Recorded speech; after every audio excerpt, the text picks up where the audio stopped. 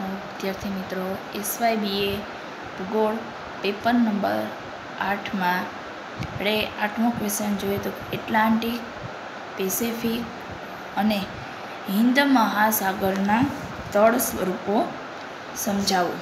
તેમાં પ્રસ્તાવના જોઈએ તો કે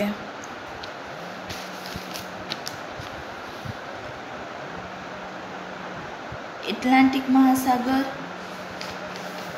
પેસિફિક મહાસાગર અને હિન્દ મહાસાગરના તળ સ્વરૂપો અલગ અલગ સરેરાશ અને તેની ઊંડાઈવાળા આપણને જોવા મળે છે. તેમાં એટલાન્ટિક મહાસાગરનું તળ સ્વરૂપ જોઈએ તો કે આ મહાસાગર ઉત્તર દક્ષિણ લાંબો અને ગુજરાતી અક્ષર ડ જેવો જોવા મળે છે.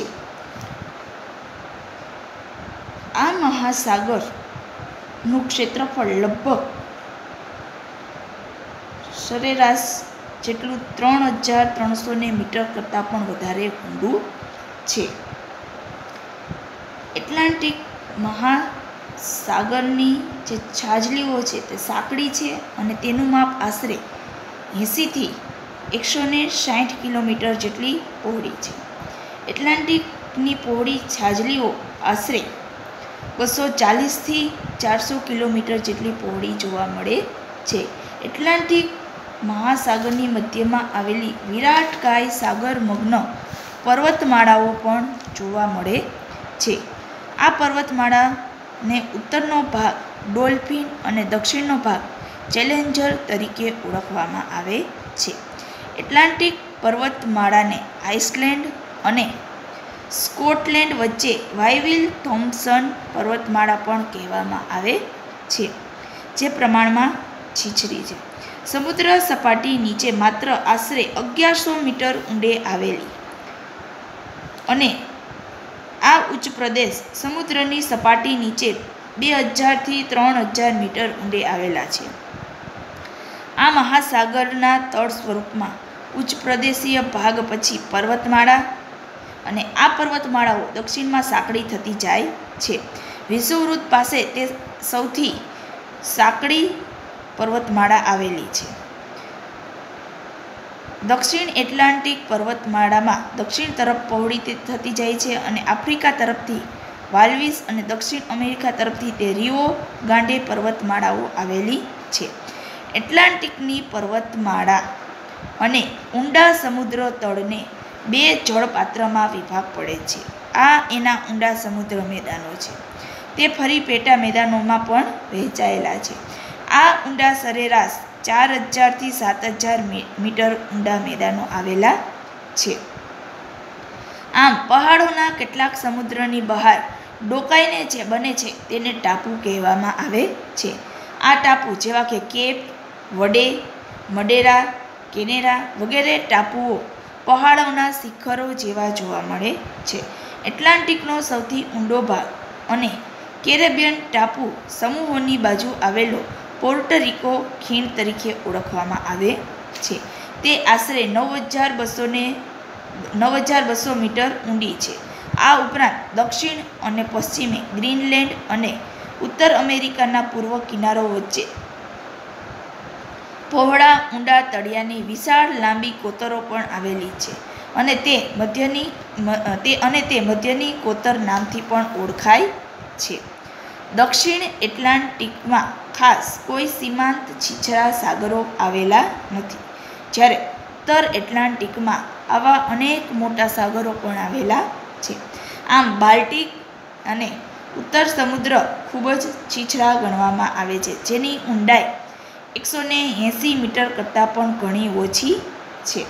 ભૂમધ્ય સમુદ્ર જિબ્રાલ્ટરની સમુદ્ર ધુનીથી એટલાન્ટિક મહાસાગર સાથે જોડાયેલો છે અને આ સમુદ્ર ધુની તેની જે ઊંડાઈ છે તે ઊંડાઈ આશરે 360 મીટર જેટલી જોવા મળે છે, પરંતુ તેનો જે અમુક ભાગ છે તે ભાગ 3600 મીટરથી પણ ઘણો ઊંડો છે અને તેનો ઊંડો આ ભાગ ક્રીટ ટાપુ અને ગ્રીસની વચ્ચે આવેલો છે તેવું કહેવામાં આવે છે અને તે આશરે 4610 મીટર ઊંડો છે. ભૂમધ્ય સમુદ્ર, ડાર્ડિનલ્સ ખાડી, મારમારા સમુદ્ર અને બોસ્ફોરસ ખાડી દ્વારા કાળા સમુદ્ર સાથે બંધાયેલા છે. અને આ કાળો સમુદ્ર આશરે 2230 મીટર ઊંડો છે. આમ એટલાન્ટિકના અમેરિકાના કિનારાની નજીક પણ કેટલાક સમુદ્રો આવેલા છે, જે ઉત્તરે આવેલો હડસન અને બેફિન ઉપસાગરો 180 મીટરથી પણ ઓછા ઊંડા જોવા મળે છે. આમ દક્ષિણમાં મેક્સિકોનો અખાત આવેલો છે અને તેનું તળિયું ઘણું અનિયમિત જોવા મળે છે. તે સરેરાશ 2900 મીટરનો ઊંડો છે. કેરેબિયન સમુદ્રની રચના ઘણી જટિલ છે. તેમાં અનેક મેદાનો અને પહાડો પણ આવેલા છે. તેમાં આવેલી બાર્ટલેટ ખાણનો સૌથી ઊંડો ભાગ છે. તે આશરે 7086 મીટર ઊંડી ગણવામાં આવે છે. ત્યાર પછી આવે છે પેસેફિક મહાસાગરનું તળ સ્વરૂપ, કે આ મહાસાગરમાં કેટલાક પર્વતમાળા, ખીણ અને મેદાન, ખંડીય છાજલી, ઢાળ આવેલા છે. તેના વિશેની આપણે માહિતી પ્રાપ્ત કરવાની છે. એમાં પેસેફિક મહાસાગરનું તળ સ્વરૂપ,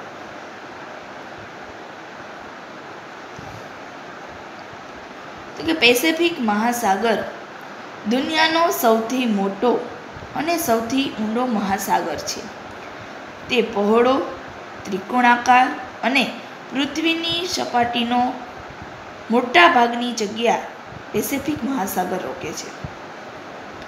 તેનું ક્ષેત્રફળ લગભગ 16.5 કરોડ અને ચોરસ કિલોમીટર છે અને તે આશરે 4028 મીટર ઊંડો છે.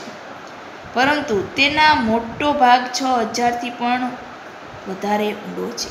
કે પેસેફિક મહાસાગર ખૂબ જ મોટો અને ખૂબ જ ઊંડો છે અને કેટલાક ભૂમિખંડો ડૂબવાથી ઉત્પન્ન થયેલા અને જ્વાળામુખી અને પરવાળાઓ બનેલા છે. પેસેફિકમાં ખંડીય છાજલીનો વિસ્તાર ઘણો ઓછો જોવા મળે છે. પેસેફિક મહાસાગરની પશ્ચિમે અને તેની ઉત્તર બાજુએ વિશાળ ખંડીય છાજલીઓ આવેલી છે.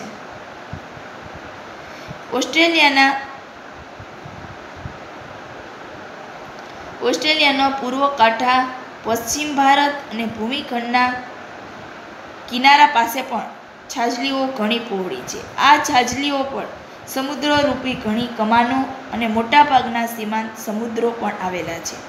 આ છાજલીઓ સરેરાશ 100 મીટરથી પણ ઘણી ઓછી ઊંડી અને 160થી 1600 કિલોમીટર પહોળી છે. આમ અમેરિકાના પશ્ચિમ કિનારાની નજીકની જે છાજલીઓ છે તે સાંકડી છે.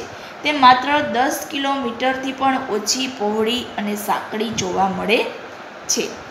પેસેફિકની સાગરમગ્નની જે પર્વતમાળાઓ છે તે મધ્યમાં નહીં પરંતુ ઉત્તર અને મધ્ય અમેરિકાના કાંઠા નજીકથી શરૂ થઈ દક્ષિણના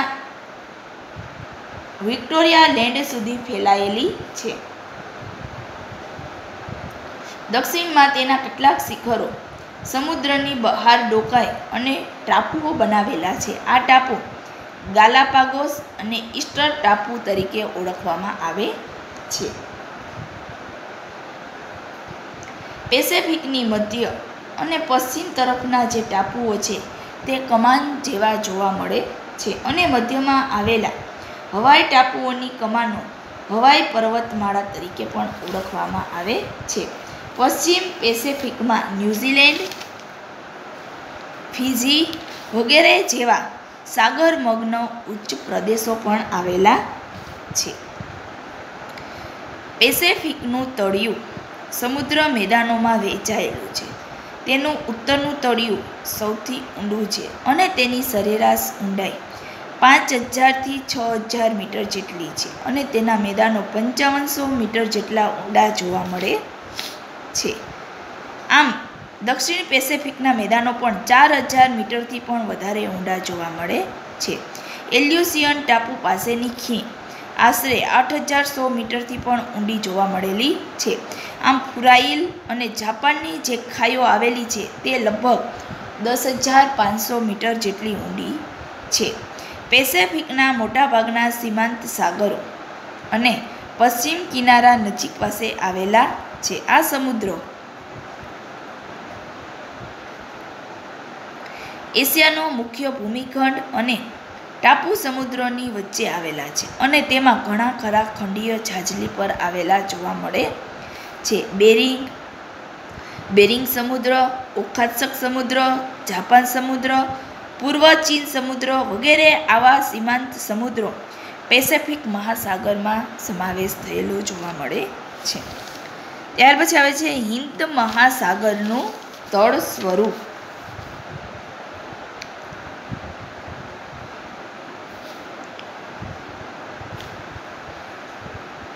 કે પેસેફિક અને એટલાન્ટિક મહાસાગર કરતાં હિંદ મહાસાગરનું ક્ષેત્રફળ નાનું અને સરળ સમુદ્ર કાંઠાવાળું જોવા મળે છે. તેનું ક્ષેત્રફળ આશરે ઓસ્ટ્રેલિયા અને એન્ટાર્કટિકા ખંડથી ઘેરાયેલું છે. ઉત્તરમાં ભારતીય કલ્પથી તે બે ભાગમાં વહેંચાયેલું છે. તેનો પૂર્વ ભાગ બંગાળનો ભાગ ઉપસાગર અને પશ્ચિમ ભાગ અરબી સમુદ્ર તરીકે ઓળખાય છે. દક્ષિણમાં તે ખુલ્લો અને વિશાળ મહાસાગર છે. હિંદ મહાસાગરનો ઘણો ખરો કિનારો ઉચ્ચ પ્રદેશનો બનેલો જોવા મળે છે. તેથી તેમાં છાજલીઓ પ્રમાણમાં ઓછી જોવા મળે છે.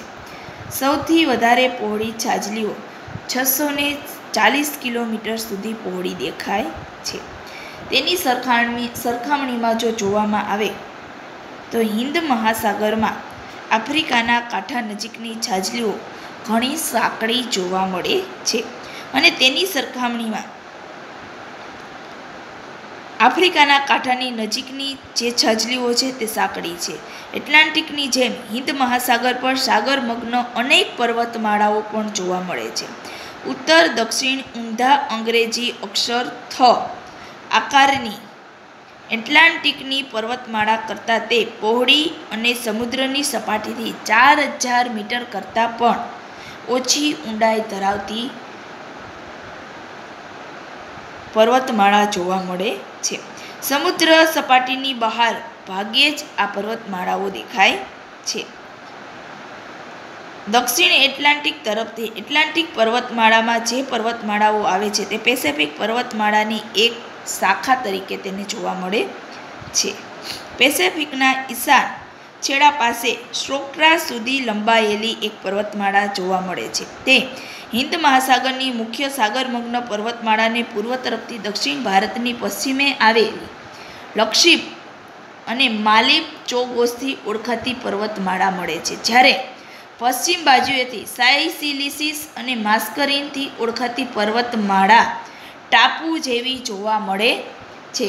આમ હિંદ મહાસાગરને પૂર્વે બેજીનની મધ્યમાં પણ છરીની ધાર જેવી સીધી અનેક પર્વતમાળાઓ જોવા મળે છે.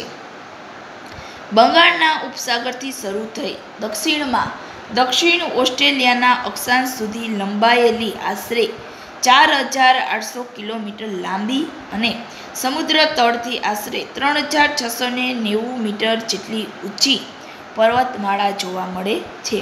બંગાળના ઉપસાગરમાં બર્મા પાસે એક નાની અંદમાન નિકોબાર પર્વતમાળા પણ જોવા મળે છે.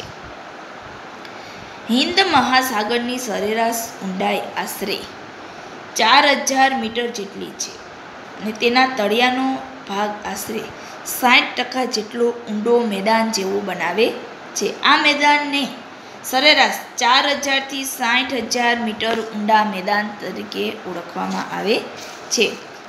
અરબ મેદાન, શ્રીલંકા મેદાન, સોમાલી મેદાન વગેરે મેદાન હિંદ મહાસાગરના ઊંડા સમુદ્ર મેદાન તરીકે જોવા મળે છે. શ્રીલંકા ટાપુની અગ્નિ બાજુએ આવેલું મેદાન લગભગ સપાટ અને સખ્ત લાવાનું બનેલું છે. તે હજારો ચોરસ કિલોમીટર સુધી પથરાયેલું છે અને આ મેદાનો મુખ્યત્વે જ્યારે મહાસાગરમાં ભૂકંપ આવેલા હોય તે ભૂકંપમાંથી જે લાવા અને જ્વાળામુખી નીકળેલા હોય છે તેના આધારે બનેલા હોય છે તેવું કહેવામાં આવે છે.